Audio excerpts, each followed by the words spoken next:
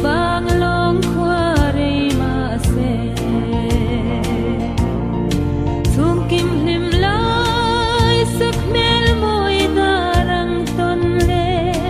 kanwa mange ton mangan sang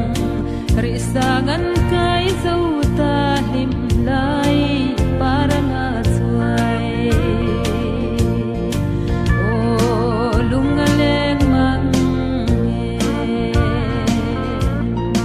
isak ning le lim tha te suang lung puya an suan tira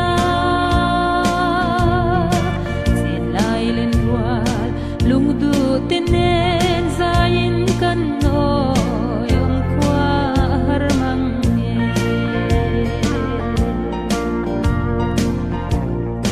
kan lim lai le lom lai ni te an diam se pham chang in ri sangan kai zo ta rau tha an chang ta e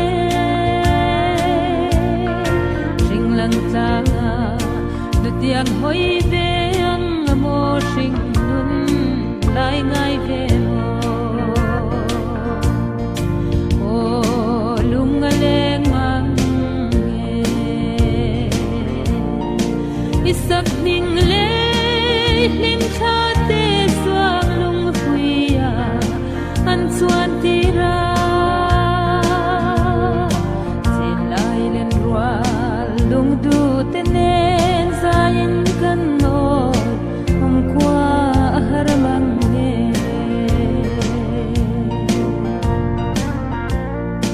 suan se lila rual du lim lai chuan na tang te kol tu choya chhuatang sayang ira sinum rualai ni te samualan yam ton bangan chang zo ta tra zai kan rel ethi o lung leng mang isak ning le lim tha te suang lung puya an chuan ti